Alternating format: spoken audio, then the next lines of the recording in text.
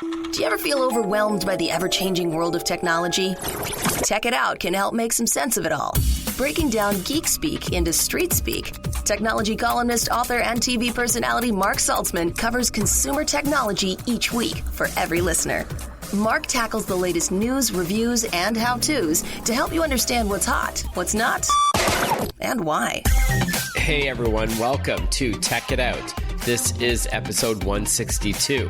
Hope you're all doing great on this September weekend. And we do have a packed Tech It Out planned for you this hour, and quite a diverse one, I'd argue, as well. We're going to kick things off in a moment with a look at the new Peloton Bike Plus that was just unveiled, since many people are now working out from home.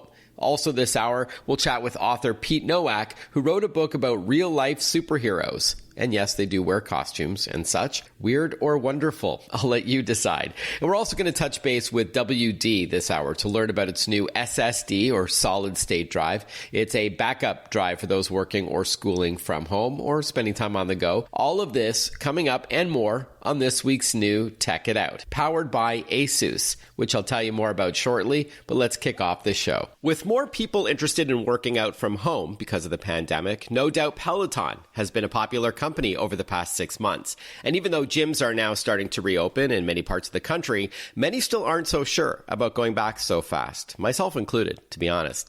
You've seen the ads and likely know all about its best-selling bike. And so we've got Tom Cortese on the line, Peloton's co-founder and chief operating officer, to pull the curtain back on something brand new. Welcome to the show, Tom. Thanks for your time. Mark, thanks so much. I'm so glad to be here with you. All right. Now, before we talk about this new bike, I know it's a very exciting time for the company. Tell us a bit about Peloton. Well, we founded Peloton in 2012, put the first Peloton bike in the U.S. market in 2014. And since then, we've been working to find every way possible to make a connected, immersive, addictive fitness experience come to life in your home and allow the home to be the place where the best workout on earth can originate. All right. So it's a combination of hardware, like it's a bike, a spinning bike, but it is connected over the internet with a screen with others with live and also pre-recorded video. So maybe you could give us a high-level look at what Peloton's about. For those who have heard the brand but aren't quite sure what's involved, it is both a machine and a service rolled into one. Sure, I could break it down more specifically. With Peloton Bike, you get the most remarkable piece of fitness equipment on earth in your home. It's connected to our amazing instructors that are being broadcast from Peloton studios in New York and London multiple times a day. You get connected to a global community of riders that are there riding along with you right from our leaderboard. Access to thousands of amazing classes that you can take live or on demand and anytime you want. And we teach cycling classes, strength classes, yoga classes, meditation, running, boot camp. It's all there for you. Yeah, you even do some upper body stuff as well. You can swivel the monitor around, which we'll get to in a moment, and do some classes on the floor and things like that as well. So you can even get off the bike if you like. And there's also weights that you can use while you're cycling or spinning, which is really cool. And we're going to get to all of that. And I did mention off the top, Tom, that a lot of gyms have been closed for so long. They're now starting to reopen. But even then, many people are apprehensive about going back so fast. Has Peloton seen a surge in popularity since March? I would expect so. Sure, we've definitely seen more folks leaning into wanting to bring fitness to the home. We've been here in position. We've been building a system that is the most immersive from home for almost 9 years now, and we've seen tremendous growth in our business year on year, and certainly in the last number of months we've seen an even further acceleration. And we're excited to welcome all these new members into the family. Speaking of members, it's not just an exercise bike, but as you touched on, it's like a sense of community as well. You log in, you can see, if you like, who else is taking that same class with you. It could be even a friend. So it's a sense of belonging, which could be very motivational as well, no doubt. Yeah, well, that's the thing, Mark. Right? We didn't want to just create this one-way experience of bringing an exercise video into your home. There's nothing new, exciting, or motivating about that. What we wanted to do is wanted to take the things that work for folks, right? And that is, a remarkable fitness class a group fitness class, the feeling of the presence of others to motivate you and make it more fun, an incredible instructor, great music. So how do you create that? How do you bring all of that into the comfort and convenience of home? And that's what you get from Peloton. And so you start to feel those folks coming through the screen. We even make it so that when you're in a class, you can high five the folks around you. It's a virtual high five, but it's a neat feeling to actually know that, you know, you're not sweating alone. We're chatting with Tom Cortese. He's Peloton's co-founder and COO. We're going to now learn about something brand new from the company. So without further ado, let's chat about the new Peloton, which I've had a chance to test drive. Please tell us about it. It is so cool. So we're introducing Peloton Bike Plus. This is the first evolution of this remarkable piece of equipment that we introduced a number of years ago, the first evolution of the thing that started to recast the entire fitness industry and make the home the most immersive, engaging, and addictive place to work out. And with all that we've learned over the past years from our members loving, becoming addicted to the Peloton experience through Peloton Bike, we were able to take all that, capture all that same convenience, continue to make sure that it's compact and quiet and beautiful and can fit anywhere in your home, right? Continue to bring forward all of the value of the instructor and the group, but then look for some areas where we could enhance it. And one of the biggest things that we're doing is really placing Bike Plus as the centerpiece of your home gym. So this one bike that now has a bigger, crystal clear, beautiful HD touch tablet mounted to it with an amazing soundbar system and subwoofer so that you can get totally crazy immersed into this class. You can be on the bike with this endorphin-filled cycling class, hop off, turn the screen, and take advantage of that beautiful screen to now do your strength routine, take a yoga class, do our floor cardio. It's all there, and it's all pretty amazing. And there are some other features too that we can get into. Yeah, why don't we get into that? And I was telling you before we hit record on this interview, Tom, that my wife's a fitness instructor, and she's had clients that say they love their Peloton, the older one, but they wish that they were able to swivel the screen around, like it was kind of fixed, facing the rider, if you will. But so that is one thing that you've addressed. So it's a larger screen with better audio. You've got this bar now at the top, and with the option to Bluetooth your earbuds or headphones to it if you want private listening. But that screen is now on a pivot, which you've talked about. And tell us what else, for those who are familiar with the original Peloton bike, what are some of the other key differences here with the Peloton Bike Plus? Yeah, so for anyone who's been on a Peloton or understands cycling class from home, one of the key systems is the resistance system. When we teach classes, an instructor can be shouting at you or encouraging you up a hill, and they'll tell you, let's get to 30 to 40% resistance. And you reach down and you turn your resistance knob and you drive this resistance system, you drive this brake to the right position, and you can start to feel the weight on the flywheel. And that's what makes it a varied workout. It keeps you engaged, keeps you excited, and builds some strength along the way.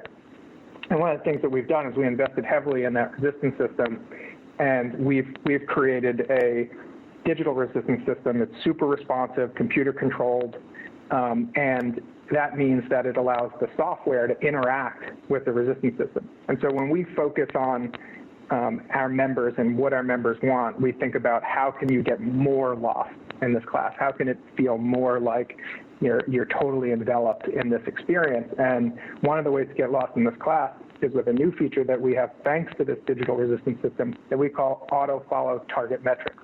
The instructor can call out a resistance cue, say, let's go to 30 to 40%, and you tap once on the screen, auto follow target metrics, and the system, the bike, is going to just automatically drive a brake to the exact resistance place where it needs to be every single time. So you don't have to do anything. You don't have to turn any knob, you don't have to turn any button. You click auto follow target metrics, and it's just going to automatically follow the class for you. It's a really neat feature.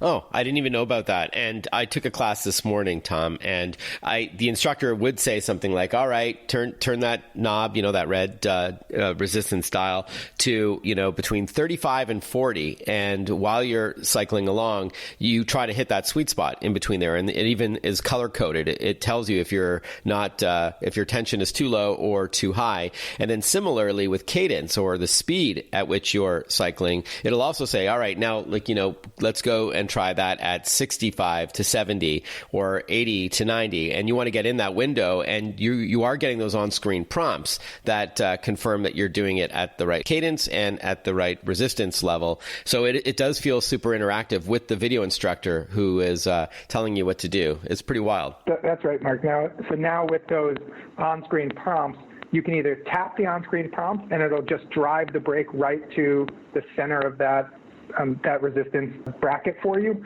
or you can tap the little lock just next to it. That it has a little bit of smarts built into it too that I think is really neat, that the team poured a lot of heart and soul into. If you like to be closer to the top of the range, when Cody Rigsby shouts out, we're going to 50 to 60 for a big hill, 50 to 60% resistance, the autofile is always going to drive you to the center of that range. But if you then turn the knob and drive it up closer to 60, the top of the range, the autofollow mechanism is now going to remember for the rest of class that you prefer to be at the top of the range.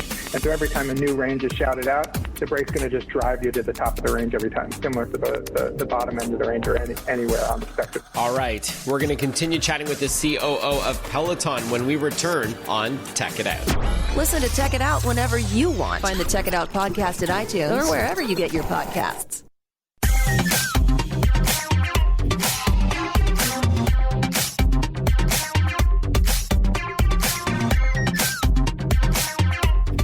Hey everyone, welcome back to Tech It Out. This show is powered by ASUS. For those in search of incredible, ASUS creates technology for today and tomorrow's smart life. And that includes its line of award-winning laptops and desktops, accessories like monitors and keyboards and mice. There's smartwatches, smartphones, tablets, and a lot more. For those in search of incredible, visit asus.com/US/radio for more info. That's asus.com/US/radio. We're chatting with Tom Cortese. He is the Peloton co-founder and COO, to pull the curtain back on something brand new called the Peloton Bike Plus, along with live and pre-recorded spin classes, and often with music that you like, hip-hop, hard rock, even more specific than that, like Prince or whatever. Tell us about the virtual biking sessions that you can choose as well, like through the country and such, or through mountains. Yeah, well, Mark, the core of our experience is our class content. We broadcast live, I think I said, from Peloton studios in New York and London on a daily basis. We have capacity to create an insane amount of original programming around fitness. We have a ton of different instructors, each of different personality, each with different styles, each with different style of music, right? So there's a different style instructor, style music, style class for every mood you're in or every person in your household. And that's the bulk of what we do, and that's what we're most proud of. Of course, we also have what you're talking about, which are these scenic rides, as we call them, and they're HD footage that have been shot of different national parks or different locations around the world that you can just sort of jump into and kind of enjoy a ride through. So if it's a day that you're not looking forward to a class, or you want to take a break and try something new, that's available as well. Okay, thanks for the clarification, Tom. As we wrap up, when is this new bike available, and where could we go to find out how much and to order it and all that? Absolutely. So Bike Plus will be available in the U.S. and Canada. Go to onepeloton.com and you'll find all the pricing and availability, and it should be an amazing new addition to your home. Okay, and just to clarify, Tom, that you buy the bike, but you also do pay every month for access to the live and on-demand video content, the classes. For even the older bike, that's kind of the model, and that's carrying through with the new Peloton Bike Plus as well. When you get a Peloton product, you add on the Peloton membership, which gains you access to live and on-demand classes for all of the fitness disciplines that we have on all of the devices. So you can get Bike Plus and then access content on your TV, mobile, or web device. And Mark, keep in mind the Peloton membership is a household membership. So everyone in the household gets to take advantage for the same monthly price, which is an amazing thing, the way that membership is able to scale across multiple folks in your household and multiple types of fitness disciplines that we offer. Okay, got it. All right, onepeloton.com. And our guest has been Tom Cortese, Peloton's co-founder and chief operating officer. Great to chat with you. Congrats on the launch of the Bike Plus. Very exciting time. And thanks again. Have a great fall. Thank you, Mark, and thanks to all the listeners. Okay, I didn't talk specific prices with Tom from Peloton, but I do want to share that with you. So the new Peloton Bike Plus costs $24.95. And the original Peloton bike is now $18.95. It used to be $22.45, but is now dropped in price. So you can get the original Peloton bike, the older model, for $18.95. The new Peloton Bike Plus is $24.95. Members who have an original Peloton bike in working condition can receive a $700 credit towards the purchase of the Bike Plus, if they would like to take advantage of that trade-in offer. And then finally, the cost for the monthly classes, those videos, is now $39 a month. All right, let's continue on with this show. While this is a technology show, we often look at ancillary topics, complementary themes that are still part of geek culture, if you will. Video games, comic books, and such. And so we're now going to learn about real-life superheroes, and yes, often masked, with an author of a new book devoted to the topic. Joining us on the line to chat is tech writer Pete Nowak, author of The Rise of Real-Life Superheroes and the Fall of Everything Else. Good to chat with you, Pete. Welcome back to the show. Hi, Mark. Always a pleasure. Now, before we talk about your new book, tell us a bit about your work as a tech journalist, as well as your previous books. Sure, yeah. Well, I've been basically working as a journalist, mainly in technology for I guess, about 20 years or so. It seems like a long time. In the tech world, that's like 100 years. It's like dog years, Yeah, exactly. It's like I remember like Usenets and stuff like that. So it's been a long time. You're dating yourself. Yeah, I know. So my previous two books were basically technology books. The first one was it was Sex, Bombs, and Burgers, and it looked really at sort of these three industries that have kind of arisen from our basic instincts. So it was the military, the fast food, and the pornography industry, and how those three industries really contributed to so much innovation. Kind of these negative things that we don't like about ourselves spun off into all these positive conveniences and comforts and so on. The second one was Humans 3.0, and that one I kind of tried to look a little bit more at the history of technology and how has it affected us as people and has it improved us as people. Generally, I think my conclusion was, yeah, kind of. So this third one, this is like there's technological aspects to this whole phenomenon of real life superheroes, but I wouldn't say it's not a technology book for sure. All right, so what is the book all about? You're going to have to wait after this short break, because Pete Nowak, author of The Rise of Real Life Superheroes and the Fall of Everything Else, is going to pull back the curtain on this book and profile a few of the very interesting characters that he met around the world while writing this book about real life superheroes. So hang tight. A lot more Tech It Out coming up right after this short break. Stick with us. Want to follow Mark? Google him. Mark with a C and Saltzman with a Z.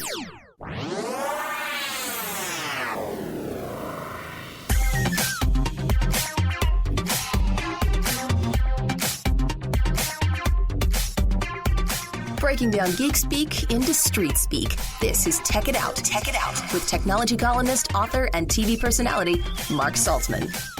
Welcome back to Tech It Out, everyone. Hope you're having a great weekend so far. We're chatting with Pete Nowak. He's the author of a new book, and it's called The Rise of Real Life Superheroes and the Fall of Everything Else. Tell us about it. Yeah, so it basically what it does is it delves into this subculture. It is a global subculture. There's been a few studies out there to try to quantify how many of these people are doing this.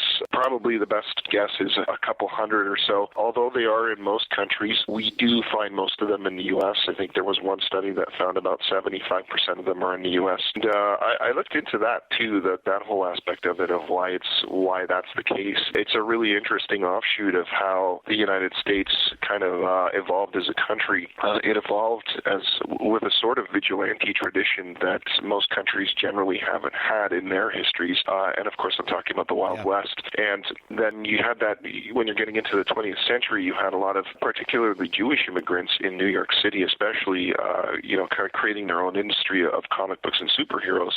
And, they were these sort of outsiders that were progressive-minded. And then you put those two sort of elements of evolutionary history together, and you eventually get superheroes, and then ultimately real-life superheroes are people who, you look at all kinds of pop culture, or all aspects of pop culture, and at some point they evolve from being merely something that you consume or observe to something that you participate in.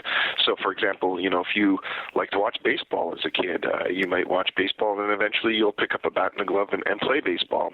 Similarly, you might like music, and if you like it enough, you'll pick up a guitar or the drums, and you'll start doing it yourself. So we've arrived at that point here now with superheroes for good or for ill. It's a fascinating look at the history or the evolution of comic books on paper and then bleeding into real life, as well as your analysis on why perhaps in the U.S. 3/4 of the known real-life superheroes around the world are based in that country. Interesting. Before we talk about some of the real-life superheroes that you did interview and profile in this book, do you find that there's a common theme among these individuals? Do they just simply want to improve society? And if so, can't they do that without wearing a mask or dressing up, or it's just not as fun? I mean, I'd love to hear a little bit about what you found across the board, and then we'll dive into some specifics. Good question. Yeah. I interviewed or hung out with just about 100 of these real-life superheroes all over the world, and again, most of them in the U.S. It's really hard to pigeonhole all of them or to paint all of them with the same brush, but I heard some good summaries, and some of them, I think there was one guy in Florida who told me that, you can almost sort of archetype them. So they come from either the Superman background or the Batman background. The Superman background, as probably everybody knows, Superman was from another planet, and he came to Earth and as a child and was raised by really good parents, salt of the earth, and he was just raised well to be basically, the super Boy Scout. So he does good for the sake of doing good. So some of these real-life superheroes do, in fact, do that. Then there's the Batman template, which again I think most people are familiar with. Bruce Wayne, his parents were shot by muggers in an alleyway, and that really messed him up. And so he wanted to basically get revenge and get rid of all the criminals out there, and in doing so, some sort of personal therapy for himself. So he's kind of coming from a messed up background, and there are certainly a lot of real life superheroes that also do that. Going out and doing these things in the streets is their way of maybe they were bullied as kids, or maybe they're trying to get revenge, or maybe they're trying to work out some problems. Some of them have been homeless, some of them have had drug issues or whatever. So this is a way of kind of trying to overcome that by doing good. And then of course, I had one person tell me that there's also a third archetype that we can introduce into that, and that's Booster Gold.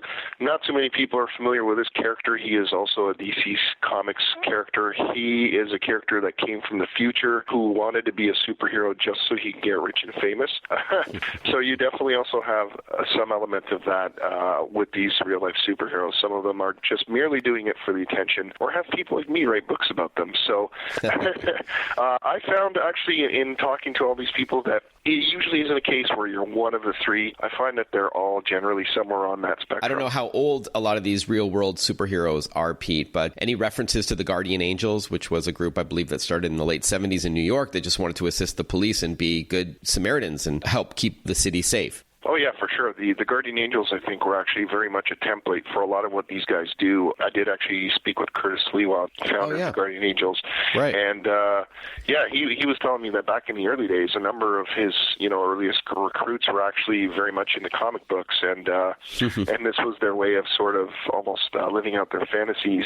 In fact, I visited a guy named Phil Hui in the Bronx, and he runs a comic book shop up there called Forum Comics. He was one of the original Guardian Angels, and it's I found it really interesting that here's this guy who, was one of the founding members of this group, and now he runs a comic book shop.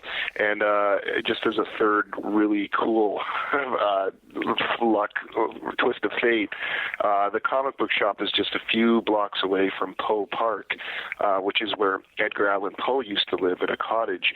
And in fact, near that cottage, Bob Kane and Bill Finger met in 1939, or I think it was 38, I can't remember which year exactly, basically to create Batman. So it's this weird nexus of comic book energy up there. It's weird, really weird. Fascinating. Yeah.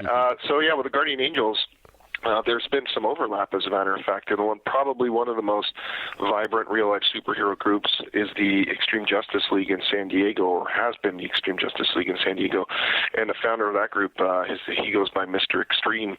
He was actually the California branch leader of the Guardian Angels before he got into this whole real-life superhero thing. So there's definitely, I went on patrol with those guys, and their tactics and their strategies and protocols, all that, very much Guardian Angels. So there's definitely an evolution there. We're chatting with Pete Nowak, author of The Rise of Real-Life Superheroes and the Fall of Everything Else. You've already peeled the curtain back a little bit on some of the characters, let's call them, who you've profiled. Any others that fascinated you that you want to share, maybe their story?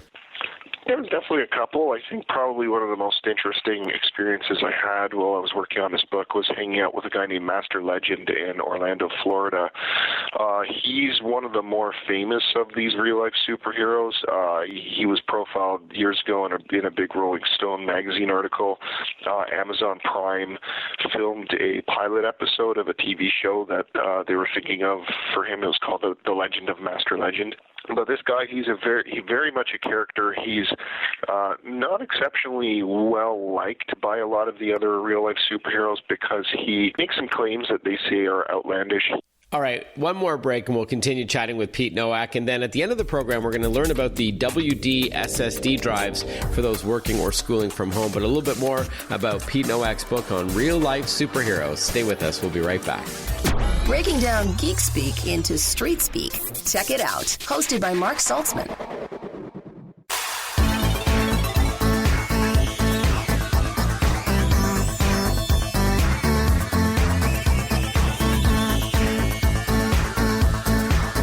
Welcome back to Tech It Out, powered by ASUS. For those in search of incredible, you should check out their laptops at asus.com/US/radio. Those laptops are broken into 4 families: the Vivo books, the Zen books, the Expert books, and the Chromebooks. Now, just a couple of minutes left with Pete Nowak, author of The Rise of Real-Life Superheroes and the Fall of Everything Else. You did start this project before COVID, but would you agree the world needs more superheroes today than ever before? And is this the part of the title where the fall of everything else, does that allude to 2020 at all? Yeah, it's kind of, I don't want to say a happy accident, an unhappy accident. I think the world was getting darker well before 2020. 2020 just really put it into overdrive. So yeah, absolutely. I think you're right. We do need superheroes more than anything else. The thing that I think is interesting, not even just because of COVID, but I think more specifically because of the whole Black Lives Matter and all the the problems with police that we're seeing, I think that's really accelerated a lot of what I talk about in the book. I think with superheroes, both in fiction and this sort of real world phenomenon, I think there's got to be a big rethink of what they are and what they're supposed to be. So going back to what we were talking about earlier about how they were created in the 30s and the 40s by Jewish immigrants, and they were very progressive at the time. Superman was like a hero of the people, and he would smash oppressors and corporations and stuff like that. Along the way, somehow a lot of these superheroes became very much like friends of the state. Batman historically has been friends with Police Commissioner Gordon, and some of these real-life superheroes, the Extreme Justice League, for example, in San Diego, they're pretty friendly with police. So I think again, we're going to have to see a bit of a change in that, because I think superheroes are going to have to evolve from being sort of this conservative thing into something that's a little bit more liberal and something that calls or acts more towards progressive change. I think that's what we're going to have to see, as opposed to them being essentially super police. Perhaps this is a topic you'll address in the sequel. Here's to hoping for that. But for now, let's chat about where we can pick up the book and how much it costs. Yeah, it's available pretty much anywhere you want to get books, Amazon, indie bookstores, Barnes & Noble. The price, I think it's about $20 or $19.95 or so, and so it's pretty much, and I believe there's an audiobook coming at the end of September as well. Amazing. So it's both a paper book as well as an ebook, so you can choose how you want to read it. And again, it's called The Rise of Real-Life Superheroes and the Fall of Everything Else. We've been chatting with the author, Pete Nowak. Again, wishing you much success on this. Is there a website devoted to the book, or is there any other site you want to plug? Sure, yeah. All the info's on my website. It's peternowak.ca. Peter Nowak, Nowak.ca. Thanks again for your time, Pete. All the best. Congrats. All right. Thanks a lot, Mark. You're listening to Tech It Out on the Radio America Network. Now that many tens of millions of people are either working from home or schooling from home, it's never been more critical to properly back up your important computer files on a regular basis, as you really don't know what can happen. And at the risk of sounding preachy, I always talk about being proactive about this, so you want to do it before it's too late, of course. So we're now going to learn about the new My Passport SSD, or solid state drive, from WD, Western Digital. Joining us on the line to chat is Kat Pham, Senior Product Marketing Manager at Western Digital. Welcome to the show, Kat. Hi. Thank you for the intro and excited to be here. Thank you. Now, before we talk about the new My Passport SSD, please tell us a bit about WD. So WD is a consumer brand under the Western Digital umbrella, with the focus on enabling our consumers to be more productive. WD brings our content together, saving it in one place where it can seamlessly be organized, accessed, and shared. It means never having to think twice about where your content goes, so our lives never miss a beat. We have portable hard drives and solid-state storage for folks on the go, desktop storage for those looking for massive capacity, and personal cloud storage, enabling access to your files from anywhere using our app. All right, so Western Digital is the parent company, WDC, Western Digital Corp. Okay, and then under that umbrella, there's brands like WD, which is like a consumer brand, G Technology, SanDisk, and WD Black. Can you just very high level walk us through the differences between those sub-brands? Absolutely. Our consumers under the WD brand are everyday users with a broad spectrum of use cases. They range from business professionals to everyday content creators to hobbyists.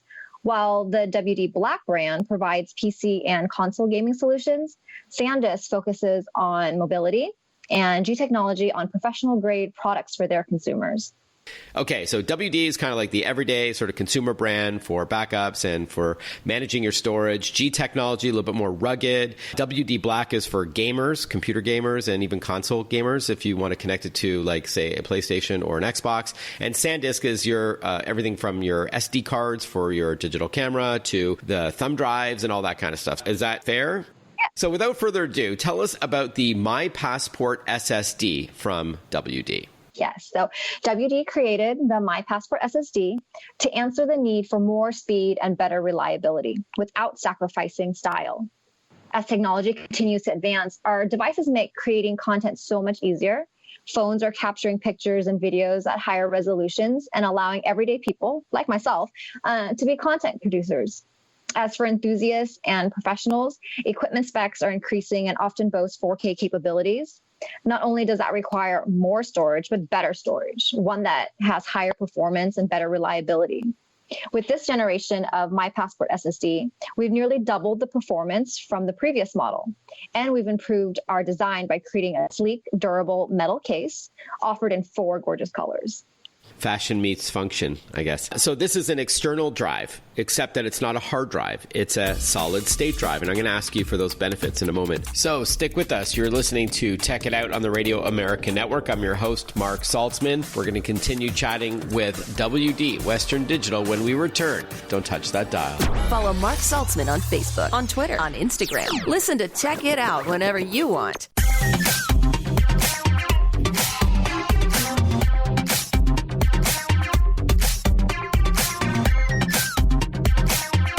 Our guest is Kat Pham, Senior Product Marketing Manager at Western Digital. If you could please explain the benefits of SSD or solid state drive compared to a hard drive, an HDD. So with SSD, solid state drives, it has no moving parts and it also offers much higher performance, whereas a hard drive It has spinning discs, and its benefit is having larger capacity for a lower price point. With larger files and more content, it demands next level performance. So we went from 540 megabytes per second read speeds to 1050 megabytes per second thanks to NVMe technology with our latest My Passport SSD. So now you can carry your data with confidence. This bold metal design is tough enough to handle whatever comes your way. It's shock and vibration resistant and can even stand drops of up to 6.5 feet. We've coupled high performance and bold style, all in a compact size that easily fits in the palm of your hand. All right, so SSDs are more durable because they don't have any moving parts. There's no spinning platter like with a hard drive. And as a result, they're often smaller, lighter, and quieter as well. And I know that for laptops that are powered by SSD instead of a hard drive, it's also better on the battery since you're not spinning a disk. Like it's actually better on the laptop battery performance. The gap seems to be closing in terms of storage. So the one downside to SSD compared to a traditional hard drive was that you couldn't fit as many files on one of those external drives compared to a hard drive. So for example, a 512 gigabyte SSD compared to a 2 terabyte or 2000 gigabyte hard drive. But that gap seems to be closing. Is that fair? Yeah, that's fair. With our My Passport SSD, we are coming out with a 2 terabyte capacity later this year. Oh, wow. Very cool. And since this is Radio Cat, can you explain what the My Passport SSD looks like? You said it had different colors and it was kind of like a metal finish to it, but is it rectangular? Like maybe you can compare it to something that we could relate to in terms of size or shape. Sure. The size is about outline of a cell phone, but much smaller. So it's rectangular and it fits really nicely in your hand. We wanted to elevate the look and feel from our previous generation. So luxury items exuding class and sophistication inspired our in-house designers. With the combination of rounded corners, waving ridges, and soft edges, it gives My Passport SSD a slimmer, more pocketable shape. It would easily slip into a bag or sit nicely in the palm of your hand. Like you were saying, it comes in 4 colors: gray, blue, gold, and red. We chose shades of space gray, a wonderful midnight blue to be our neutral colors for global appeal. We have a shade of gold that gives a nod to the trendy rose gold, but dialed in to really give a high-end luxury feel of gold. And lastly, we knew we wanted a red color, but instead of a bright, fun primary red, we adjusted the color to create a shade of deep raspberry. I know one of your sister brands, G Technology, has an SSD as well called G Drive. What would you say are some of the differences between the My Passport SSD and the G Drive SSD? Sure. Well, the use cases are different for My Passport SSD and G Drive SSD. My Passport SSD is geared towards everyday content creators that want performance, while the G Drive SSD is designed for users looking for a more rugged product that's water, dust, and even crush resistant. Also, their audience is more of the studio professional grade type. Got it. And in terms of capacity, you said that later this year, they are going to be available in up to 2 terabytes or 2000 gigabytes, which is awesome, especially for an SSD. But the ones that are available now this fall, are they 256, 512? Yeah, right now, what's available for My Passport SSD is 500 gig and 1 terabyte. Wow. All right. So your entry level My Passport is already 500 gigs or half a terabyte, which is awesome. Finally, before we wrap up and talk pricing, Kat, if you lose the SSD, since it is an external drive, let's say you're out, falls out of your backpack, could somebody plug it into their computer and access your content? That would be so unfortunate, but hopefully you took advantage of the option to set a password and enable hardware encryption. Ah, that's good to know. All right. Finally, how much does the My Passport SSD start at, and what would be the best website to get going, or any retailers that you may want to plug? We are currently shipping our gray option, and the 500 gig starts at $199.99. You can purchase the product now from WD.com and Amazon. Okay. So WD.com or Amazon.com, both of which are to be shipped to your door. And you can use this, again, as I mentioned off the top, whether you're learning at home or maybe you're working from home, or even if you're returning back to an office or to a classroom, this is a portable drive. So this is still an ideal solution for you, regardless of our current situation with the pandemic. We've been joined by Kat Pham, Senior Product Marketing Manager at Western Digital. Thank you so much for your time. I've enjoyed chatting with you, and have a great rest of your remaining days of of summer. Thank you so much. And thank you for tuning into another episode of Tech It Out. This show is brought to you by ASUS, creating technology for today and tomorrow's smart life. ASUS, for those in search of incredible. Visit asus.com/us/radio for more info. That's asus.com. Have a great rest of your weekend, everyone. A healthy and happy week ahead, and I look forward to chatting with you next time on Tech It Out. Bye-bye for now.